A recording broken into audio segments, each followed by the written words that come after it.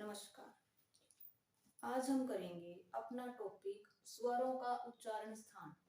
आपको पता है कि स्वर और व्यंजन जो हैं वो हमारे कंठ, तालु, मूर्धा इनसे निकलते हैं। ये इनके उच्चारण स्थान हैं। कंठ, तालु, मूर्धा, दांत, होठ। लेकिन आपको नहीं पता है कि कौन सा स्वर या व्यंजन किस उच्चारण स्थान से निकलता है।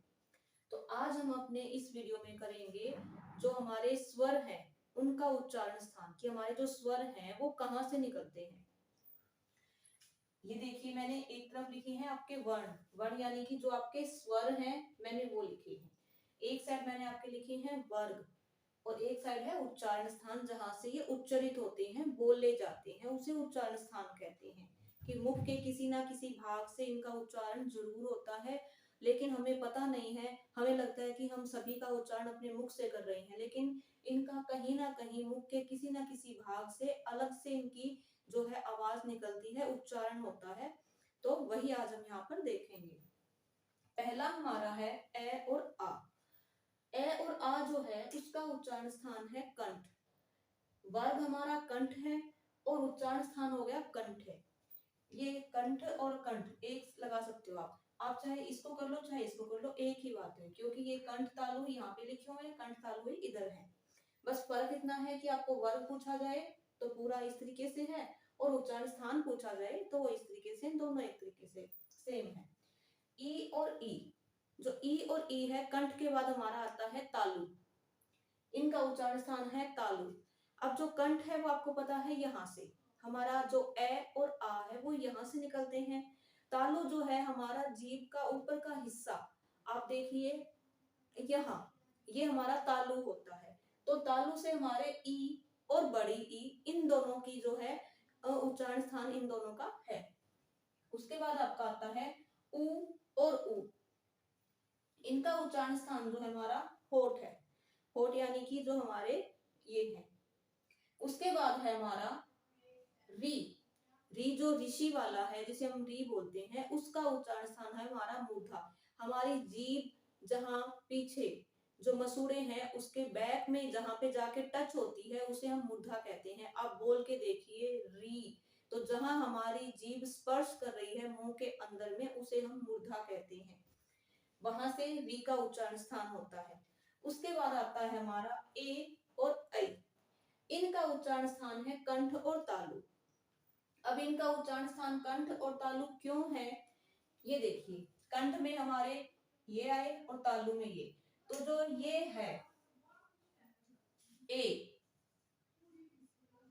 ये किससे मिलके बनता है, ए प्लस ई, और इनसे मिलने के कारण ए हमारा कंठ में है, ई हमारा तालु में है, इसलिए इन दोनों से मिलने के कारण इसको कंठ तालव्य कहा जाता है। क्योंकि जो ए है वो हमारा मूल स्वर नहीं है, वो हमारा संयुक्त स्वर है, और संयुक्त स्वर हमें पता है कि मूल स्वरों को मिला के हमारे संयुक्त स्वर हमें प्राप्त होते हैं। तो जब ये हमें मूल स्वरों के योग से प्राप्त होते हैं तो ए जो है वो ए और ई से मिलके बना है, इसलिए इन दोनों के उच्चारण में हमें इन दोनों का सहारा लेना पड़ता है, इसलिए इनका उच्चारण स्थान है कंठ व तालु। इसी प्रकार से ओ और औ।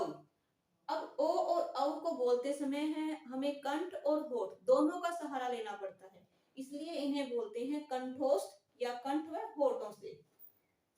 अब ओ जो है हमारा वो किससे मिलके बना है, आप देखिए, ओ में ए प्लस में उ, इन दोनों के योग से ये बना है। तो हमारा ये देखिए ए वर्ग हमारा क्या है, कंठ का, और उ जो हमारा है ओष्ठ, तो इन दोनों से मिलने के कारण हमने इसको क्या कहा है, कंठोष्ठ। अब आपको याद कैसे करने हैं, आपको ये देखना है कि सारे जो हमारे स्वर हैं वो आप सीक्वेंस में लिखिए, जैसे ए आ ई ई उ ऊ री ए ऐ ओ औ। इनको लिखने के बाद आपको क्या करना है, दो दो के जोड़े बनाने हैं, यहाँ तक 3, उसके बाद नीचे री आपका खाली आएगा, एक ही जोड़े में नहीं है ये। ए और आ को हमने स्टार्टिंग से कंठ से उच्चारण होते हैं सबसे पहले, तो हमने इसको कंठ में लिया, उसके बाद हमारा आता है ई और ई, कंठ के बाद तालु आता है, हमने उसको तालु में लिया। उसके बाद हमारा आता है उ और उ। वैसे कंठ तालु के बाद हमारा मूर्धा आता है, लेकिन अगर हम मूर्धा को ऊपर करते हैं तो हमारा जो स्वर का सीक्वेंस है वो बिगड़ जाता है।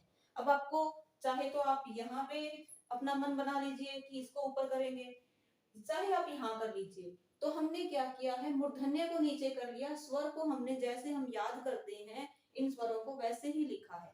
तो कंठ तालु के बाद मूर्धा ना लेके हमने होठ ले लिया, जिसके कौन से हैं, उ और उ। उसके बाद हमने री लिया मूर्धन्य, उसके बाद ए और ऐ, इसके उच्चारण में हमने कंठ और तालु दोनों लिए हैं, क्योंकि हमने आपको बताया है कि एक इससे मिलके बना है। उसके बाद है ओ औ, ये हमारा कंठ और होठ से मिलके बना है।